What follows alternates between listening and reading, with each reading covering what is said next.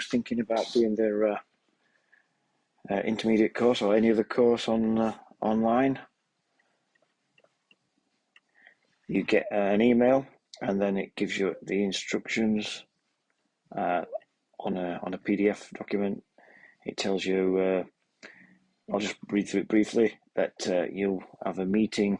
You'll be contacted by the invigilator that's assigned to you, and it gives you the instructions, and it'll tell you that you've been invited to a WebEx or a Zoom meeting.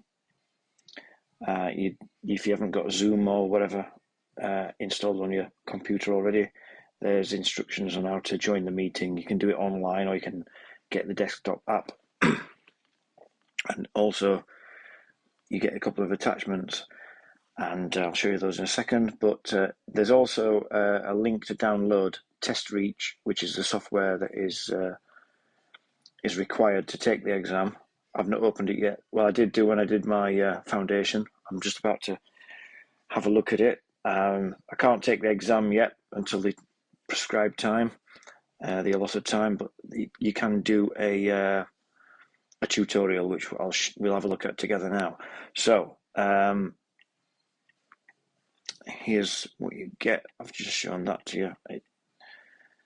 So it gives you all the information, and that is, you also get the intermediate reference data sheet, which you should already be familiar with.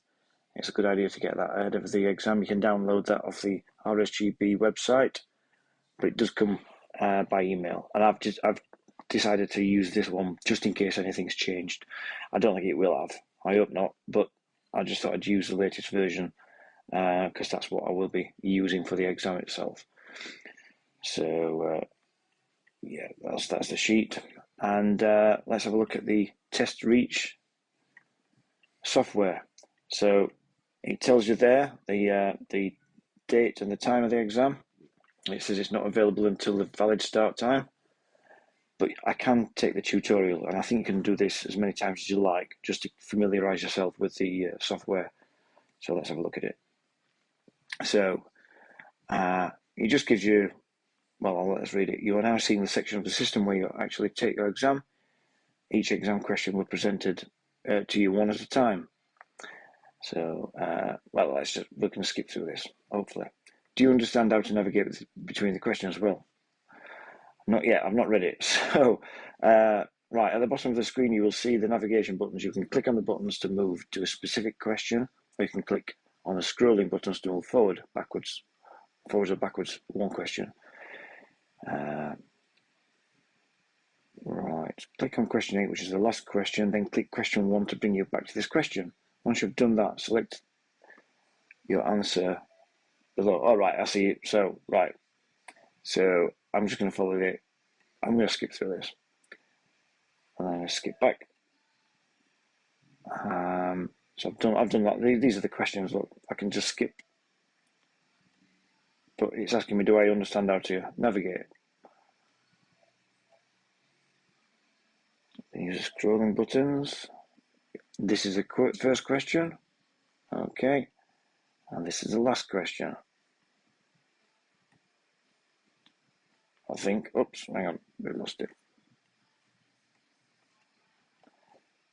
This is the last question. Keep scrolling. Right. So, back to question 1. Do you understand how to navigate between questions?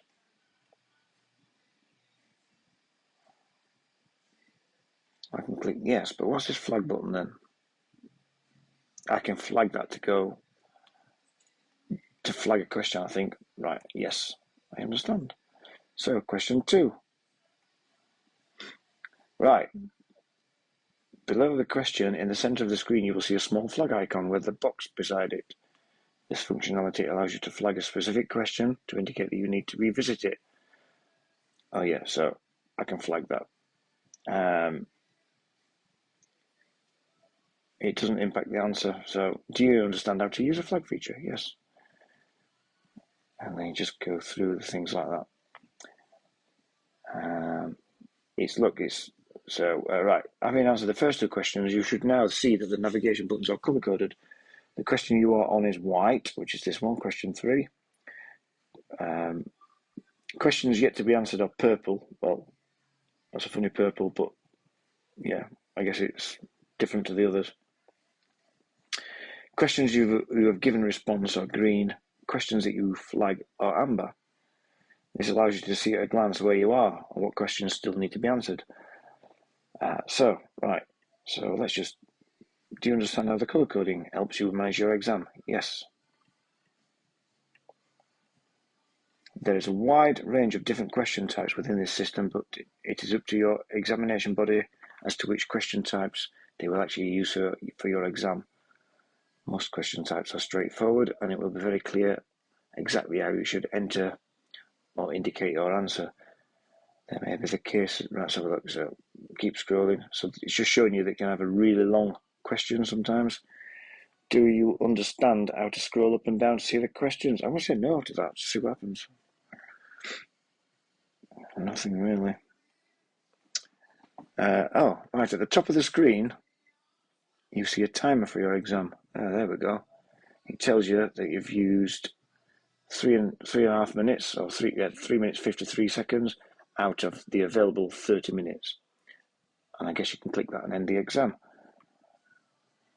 Okay, well, I've said no, but it's still come green. On the last question I said, do you understand how to navigate? Well, I can change the answer if I like, just by going like that, and I understand it.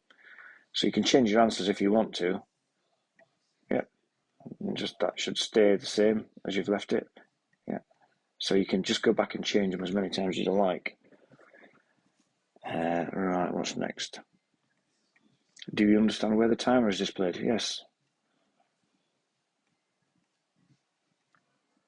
Right, for some exams, your accrediting body may make some resources or reading materials available for you to access during the test. We've made some resource available for this exam. Just click on the purple tab marked resources. Oh, I see.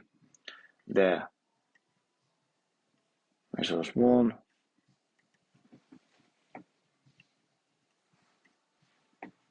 Yeah. Let's just make it smaller or bigger.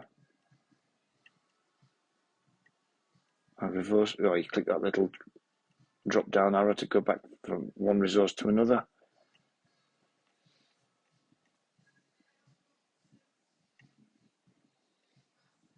No, that's all the columns, or that is one column at a time. It depends how you choose to read it. You can read it as columns, or you can read it as single pages. Okay, that's pretty straightforward. I don't know how you get back out of that. I'll click this, I think. What's this button do as well? Oh yeah, it just shoots the resources back and forth. Yep, that's good. Yep, we know how to use that as well. Your exam is invigilated.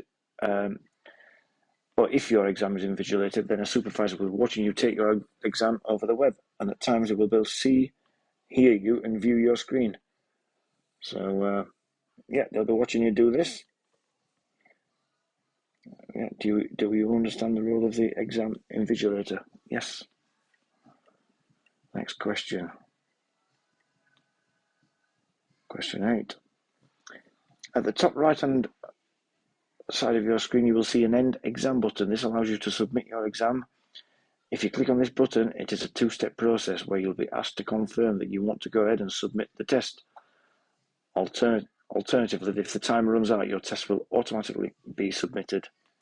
Once an exam is submitted, you will not be able to access it again. Right. Okay. So we've got one flagged. That's the orange one, because I flagged that one. So I can choose to change my answer if I like. Yeah, and I'm happy with that. I've unflagged it.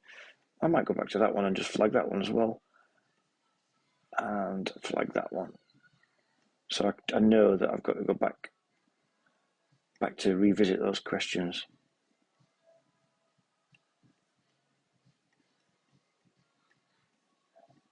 Well, flag it, I'm going to end the exam. Are you sure you want to submit the test? I can cancel and go back and just answer another question if I like, or I can say yes. And it says you have completed your exam, and that is it. Good luck, folks.